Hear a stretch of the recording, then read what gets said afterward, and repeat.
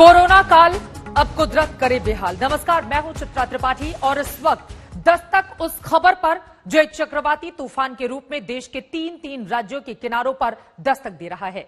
तमिलनाडु, पुडुचेरी और आंध्र प्रदेश के तटीय इलाकों पर इस वक्त चक्रवाती तूफान का खतरा मंडरा रहा है। पहले अनुमान था कि यह साइक्लोन शाम 6 बजे से रात 11 बजे के बीच टकरा सकता है, लेकिन अब इसके आधी रात के बाद से सुबह के बीच तक जाने का खतरा मंडरा रहा है। इससे पहले कि हम आपको इस पर अपनी रिपोर्ट दिखाएं, उसके पहले आप ये देख लीजिए कि ये चक्रवाती तूफान अभी आखिर है कहां पर। यह चक्रवाती तूफान इस वक्त तमिलनाडु में कडलोर से 95 किलोमीटर दक्षिण पूर्व में है। जैसा कि आप देख रहे हैं, ये जानकारी आपके लिए काफी ज्यादा है और पुडुचेरी से दक्षिण पूर्व में ही 100 किलोमीटर की दूरी पर।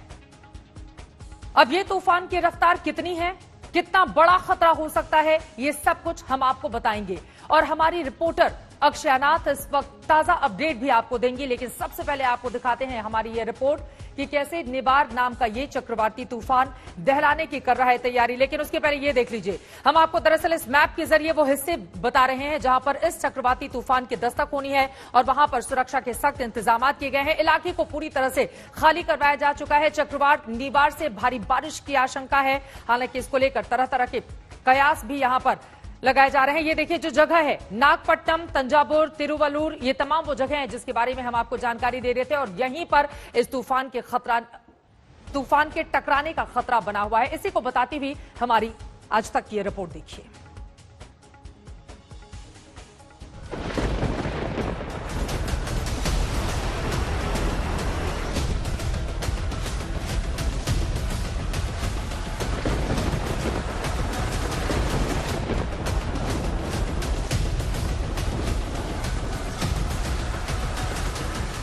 समंदर के अंदर गुस्से का ऐसा गुबार है जो निवार चक्रवाती तूफान के रूप में तीन राज्यों के किनारों को डरा रहा है। यह सबसे बड़ा तूफान तमिलनाडु और पुडुचेरी के दहलीज तक पहुंच चुका है और आज रात ये कभी भी तमिलनाडु और पुडुचेरी के समुद्री किनारों से टकरा सकता है।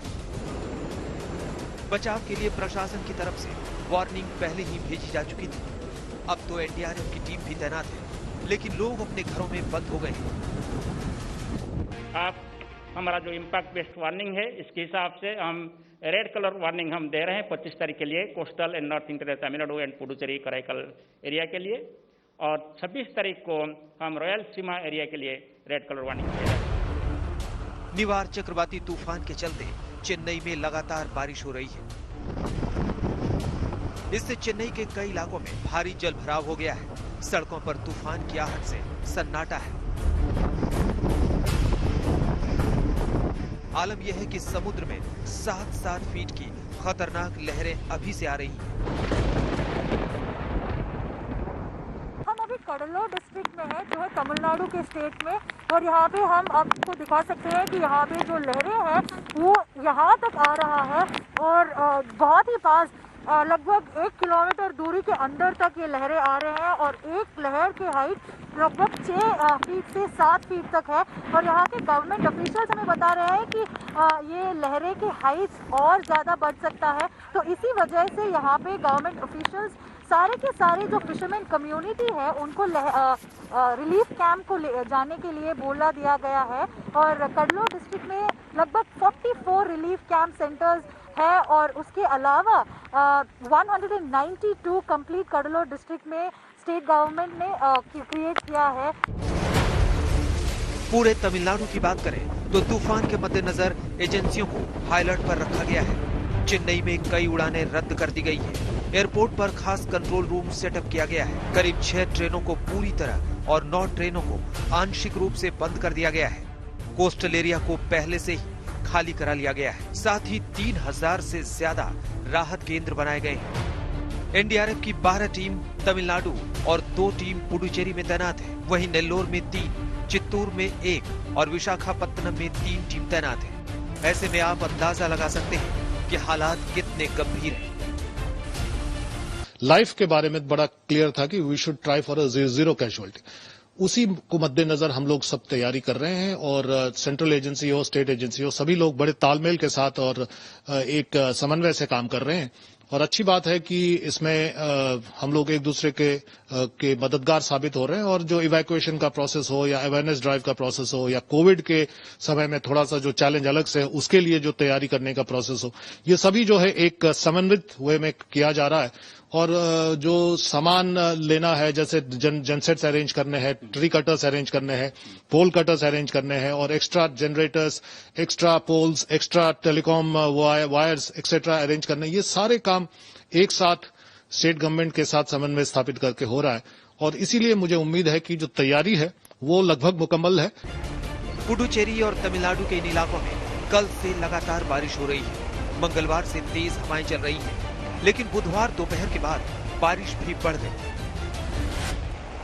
मैं इस वक्त चेन्नई में हूँ और चेन्नई के सामने वो तिरुवान्मियूर बीच हूँ और मैं अभी आपको देख सकता है कि यहाँ पे सी जो इतनी रफ है और यहाँ पे बारिश भी बहुत बड़ी हो चुका है और अभी यहाँ पे विंड स्पीड भी थोड़ी सी पिकअप कर रहा हूँ, क्योंकि यहाँ पे जो विंड स्पीड अभी थोड़ा सा मुश्किल काम बन सकता है हमें लिए यहाँ पे रिपोर्ट करने के लिए भी एक थोड़ा सा मुश्किल है, क्योंकि यहाँ पे जो विंड है वो ये अम्ब्रेला के साथ हमें ड्रैग कर सकता है। और ये आपको एक और बार ये बीच को देख सकता है, क्योंकि यहाँ पे जो वेव्स थोड़ा वायलेंट हुआ है, वायलेंट मतलब ये जो सी रफ हुआ है और अभी मैं देख सकता है कि ये जो वाटर भी फिर लैंड से बीच से आ रहा हूँ, क्योंकि यहाँ पे जो वाटर गशिंग इन कर रहा हूँ। और अभी आईएमडी का ये प्रेडिक्शन है कि आज तो लेट इवनिंग ये साइक्लोन निवार को लैंडफॉल होने की चांसेस है। तूफान कभी भी धरती पर कहर बरपानी कर सकता है। किनारे पर रहने वाले मछुआरे अपनी नाव बचाने की कोशिश में जुटे हैं। सबसे बड़े तूफान से निपटने के लिए पुडुचेरी भी तैयार है। यहाँ जिला प्रशासन ने रात 9 बजे से 26 नवंबर सुबह 6 बजे तक धारा 144 लगा दी है। इस दौरान सभी दुकानें और संस्थानों को बंद रखने के आदेश दिए गए हैं। हम अभी पुडुचेरी के समुद्र के पास है और आप यहाँ पे देख सकते हो कि यहाँ के समुद्र के लहरें बहुत ही तेजी से और बहुत ही हाइट से आ रहा है। और यहाँ पे गवर्नमेंट ने ये बोला है कि कोई भी पब्लिक बीच के तरफ नहीं आना चाहिए। सेक्शन 144 इन प्लेस है। और अगर मेरा कैमरा पर्सन डैनियल आपको दिखा सकता है, आप यहाँ पे देख सकते हैं कि साइक्लोन की वार्निंग नंबर 10 यहाँ पे रेज हुआ है। ये है जो आपके स्क्रीन पे है अभी, वो है साइक्लोन वार्निंग 10 जो दिया गया है साइक्लोन निवार के लिए। सिर्फ मिल्क स्टेशन, पेट्रोल स्टेशन और फार्मेसी ही खोलने की इजाजत है। जहां लहरें 150 किलोमीटर की रफ्तार से चल रही हैं, वहां खतरे की आहट को सुना जा सकता है। वैसे मौसम विभाग के मुताबिक चक्रवाती तूफान के असर से तमिलनाडु में 27 नवंबर तक बारिश होती रहेगी। अक्षयनाथ और गोपी कृष्णन उन्नीथन के साथ नोलन पिंटो, चेन्नई, आज तक। समंदर में अभी से ऊंची ऊंची लहरें उठ रही हैं। आपको बता दें तटीय इलाकों से 1 लाख से ज्यादा लोगों को हटाया जा चुका है। और अब जल्दी से आगे बढ़ते हुए हम आपको दिखा देते हैं कि आखिर निवार तूफान कहां तक पहुंचा है। इसके बारे में आप जानकारी ले लीजिए। 3 राज्यों में इसका खतरा बना हुआ है। देखिए कडलौर, जहां से हमने आपको रिपोर्ट दिखाई, अभी कहां पर है चक्रवाती तूफान। कडलौर से 95 किलोमीटर की दूरी पर है और इंडिया के मैप में सबसे नीचे वो हिस्सा भी हम आपको दिखा रहे हैं जहां पर ये दस्तक देने वाला है। पुडुचेरी से 100 किलोमीटर की दूरी पर अभी ये तूफान है। आधी रात को माना जा रहा है कि 12 बजे के बाद पुडुचेरी में इसकी दस्तक होगी। तो 3 राज्य जहां पर इसका खतरा बना हुआ है, चाहे आंध्र प्रदेश की बात करें, पुडुचेरी की बात करें, और अपने आप में आज का ये दिन, आज की ये रात काफी ज्यादा महत्वपूर्ण है वहां के लोगों के लिए। और यही कारण है कि आसपास के इलाकों को पूरी तरह से खाली करवाया जा चुका है। अक्षयनाथ हमारी संवाददाता इस वक्त जुड़ चुके हैं ग्राउंड जीरो से और ज्यादा जानकारी लेकर, जिनकी ये रिपोर्ट आप देख रहे थे। अक्षय, हमने दिखाया कि अभी भी 90 किलोमीटर से ज्यादा की दूरी पर ये तूफान बना हुआ है। अभी हालात वहां पर क्या देख रहे हैं आप? किस तरह की स्थिति बनी हुई है? इंतजाम कैसे किए जा चुके हैं? और तटीय इलाकों से क्या सभी लोगों को हटाया जा चुका है? जितना हम देख रहे हैं कि यहाँ पे पुडुचेरी गवर्नमेंट सारे प्रिकॉशनरी मेजर्स ले रहे हैं और यहाँ पे जो भी कोस्टल लाइन में जो लोग रहते थे, जहाँ पे ये समुद्र के लहर अंदर आ सकता है, वहाँ पे हम देख रहे हैं कि सारे लोगों को रिलीफ कैंप के लिए जाने के लिए बोल दिया गया है। यहाँ पे पुदुचेरी में हम देख रहे हैं कि 92 रिलीफ कैंप्स है और कारेकल जो है पुदुचेरी का दूसरा इलाका, वहाँ पे भी 80 रिलीफ कैंप्स को गवर्नमेंट ने सेट किया है। और हम देख रहे हैं कि अभी यहाँ पे बहुत ही तेजी से बारिश हो रही है और यहाँ की जो लहरें हैं वो भी बहुत हाइट में उठ रहा है और बहुत ही तेजी में आपको सुनाई भी दे सकता है यहाँ से कि वो लहर के आवाज आपको सुना सकता है यहाँ से। और हम यहाँ पे देख रहे हैं कि जब से पुदुचेरी में बारिश शुरू हो गया है उस टाइम से लेके हम देख रहे हैं कि कई सारे जगह पे वाटर लॉगिंग सिचुएशन है और इसके लिए government NDRF teams, SDRF teams जो स्टैंड बाय में थे उन लोगों को बुला रहे हैं। और हम देख रहे हैं कि अभी मिडनाइट से लेके 2 बजे या 3 बजे तक ये साइक्लोन का आई जो बोलते हैं हम सेंटर, एपीसेंटर क्रॉस करेगा सरफेस में और उस टाइम को हम देखेंगे कि लगभग 120 किलोमीटर पर आवर के तेजी से 140 किलोमीटर पर आवर के तेजी तक यहाँ के हवा जा सकता है। तो इसके मतलब है साइक्लोन गजा से भी बड़ा साइक्लोन होगा, साइक्लोन निवार। और जब तमिलनाडु, पुदुचेरी और हमारे इस पूरे दुनिया कोविड-19 सिचुएशन जब फेस कर रहा है, ऐसे बहुत ही बड़ा घटना भी हम बिल्कुल यहाँ पे देखने वाले हैं। और ये हमें पता चलेगा कि कल सुबह तक हमें ये जानकारी होगी कि कैसे कैसे जगह में कैसे कैसे डिवास्टेशन हो गया है। बिल्कुल, इससे कितना नुकसान हुआ है। आप जैसा कि जानकारी दे रही हैं 2 बजे के आसपास ये तूफान टकराएगा और उसके बाद की स्थिति क्या रहती है, हालात क्या रहते हैं, इस पर हमारी नजर बनी रहेगी। बहुत शुक्रिया अक्षय आपका इस पूरी जानकारी के लिए। आप भी अपना ध्यान रखें। तो एक तरफ कोरोना का काल, वहीं दूसरी तरफ ये चक्रवाती तूफान लोगों की मुश्किलें किस कदर बढ़ा रहा है, इन तस्वीरों के जरिए आप समझ सकते हैं। चक्रवाती तूफान निवार धीरे धीरे तमिलनाडु और पुडुचेरी के समुद्री किनारों पर दस्तक देने जा रहा है। लेकिन अब हम आपको देश की राजधानी दिल्ली और दूसरे मैदानी इलाकों में लेकर चलते हैं जहां पर ठंड ने दस्तक दे दी है। दिल्ली में अक्टूबर नवंबर ने ठंड की रिकॉर्ड तोड़ी है, लेकिन ये तो कुछ भी नहीं है क्योंकि इस बार का दिसंबर और जनवरी बहुत ज्यादा शीतलहर लेकर आने वाली है। यह रिपोर्ट देखिए।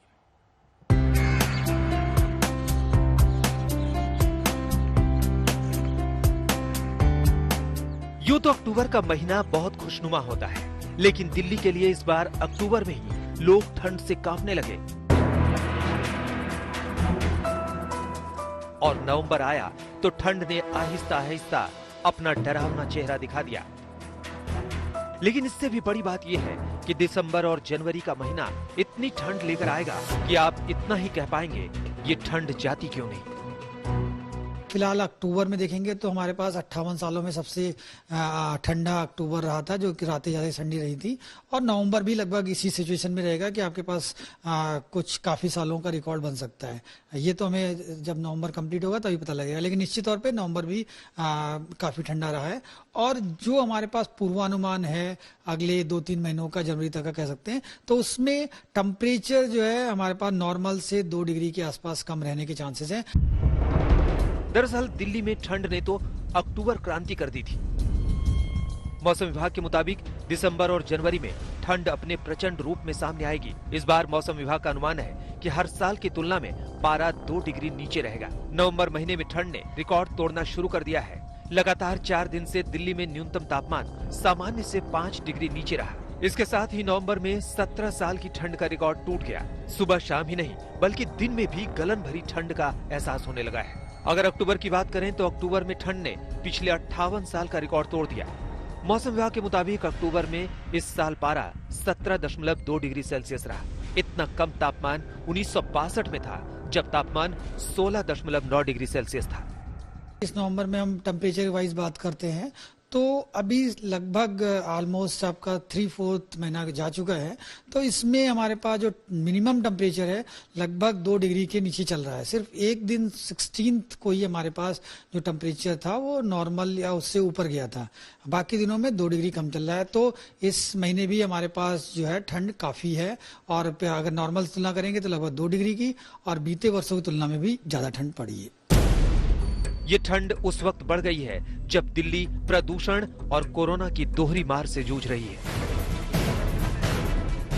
लेकिन ठंड सिर्फ दिल्ली ही नहीं बल्कि उत्तर भारत पर अपना कहर बरपाने वाला है। अब सवाल है, इस बार अभी से ठंड इतनी क्यों बढ़ गई है? इसका एक कारण तो पश्चिमी विक्षोभ है, जिसके कारण पहाड़ों पर बहुत ज्यादा बर्फबारी हो रही है। पहाड़ पर पहले बर्फबारी और फिर बारिश का असर मैदानी इलाकों पर पड़ा, जिसके कारण ठंड बढ़ गई। साथ ही ग्लोबल ला नीना फैक्टर भी है, जिसके कारण पारा गिरा हुआ है और ठंड बढ़ी हुई है। तो अभी से ठंड के बचाव के उपाय कर लीजिए, आपकी सावधानी में ही आपका बचाव है। कुमार कुणाल, दिल्ली, आज तक। एक तरफ कोरोना की लड़ाई कम नहीं थी, जो कुदरत ने भी अपनी चढ़ाई कर दी। कहीं बर्फबारी हो रही है, कहीं चक्रवाती तूफान घुमड़ घुमड़ कर आ रहा है, तो कहीं ठंड से कोरोना के वायरस तेजी से अपने पैर पसार रहे हैं। डॉक्टर्स का भी मानना है कि इस मौसम में कोरोना से जरा बचकर।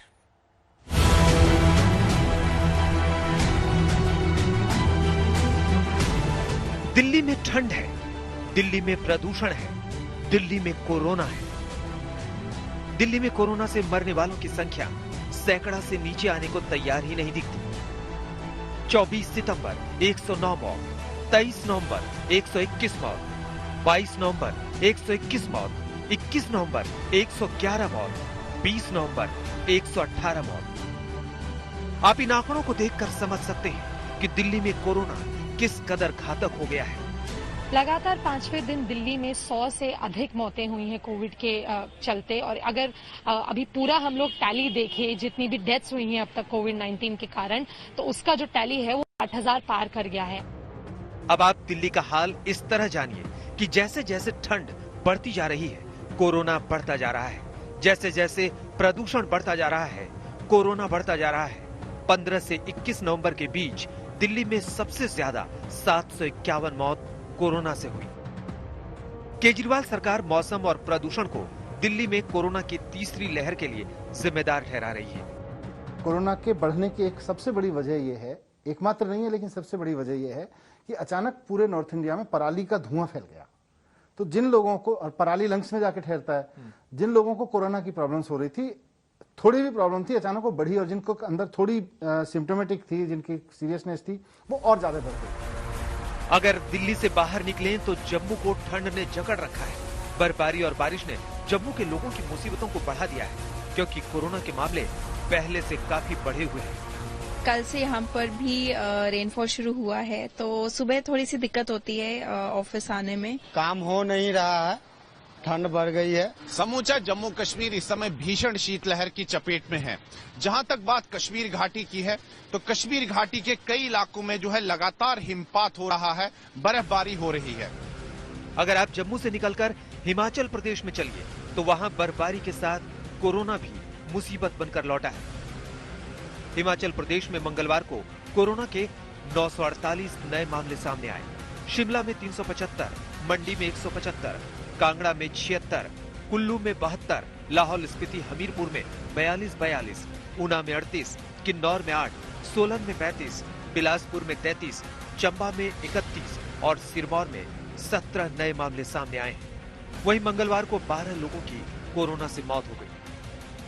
हिमाचल प्रदेश की मुख्यमंत्री की माने तो कोरोना में रिकॉर्ड तोड़ तेजी की वजह है ठंड।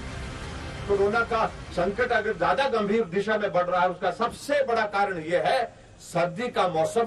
और सर्दी के मौसम में जब हम कमरे के अंदर बैठ जाते हैं, और कमरे के अंदर बैठने के बाद जो है हम खिड़कियां दरवाजे बंद कर देते हैं, क्योंकि ऐसी परिस्थिति में सर्दी के मौसम में खिड़की दरवाजे खुला करना, वेंटिलेटर जो है वो खुले रखना वो संभव नहीं है। और जब हम बड़ी संख्या में ज्यादा देर तक बैठते हैं, तो उसमें संक्रमण बहुत तेजी से फैल रहा है। वैसे ही राजस्थान में कोरोना के मामले जिस तरह बढ़ते गए, उसके लिए अस्पताल में कोविड का इलाज करा रहे स्वास्थ्य मंत्री भी मान रहे हैं कि ठंड और प्रदूषण ने कोरोना को फलने फूलने का मौका दे दिया। अब आप समझ लीजिए कि ठंड में कोरोना क्यों ज्यादा घातक है। पहला, सर्दी में दूसरी बड़ी बीमारियों के बढ़ने का खतरा। दूसरा, blood pressure, heart attack, brain stroke और अस्थमा के बढ़ेंगे केस। तीसरा, खतरनाक बीमारी से जूझ रहे मरीजों को जल्द कोरोना होने का खतरा। चौथा, कोरोना संक्रमण के बाद ऐसे मरीजों को बचाना बेहद मुश्किल। पांचवा, ठंड के मौसम में सर्दी, खांसी और बुखार बढ़ने की आशंका। ये हार्ट को भी इफेक्ट करता है, लंग्स को भी करता है, किडनीज को भी करता है, ब्रेन और लिवर को भी करता है। इसलिए ये वायरस हर ऑर्गन में पाया गया है। तो ये गलतफहमी नहीं होनी चाहिए कि अगर जो सिर्फ हमारे लंग्स में जाएगा हम रिकवर हो जाएंगे, नहीं। कई लोगों की किडनीज चली गई जो कभी रिकवर नहीं हो रही हैं, लिवर फेलियर हो गया, ब्रेन में प्रॉब्लम हो गया। ठंड सिर्फ आपको ठिठुरने के लिए ही मजबूर नहीं करती, बल्कि इस बार की ठंड ने आपके सामने कोरोना के संकट को भी बढ़ा दिया है। जयपुर में शरद कुमार के साथ सुनील जी भट्ट, जम्मू आज तक।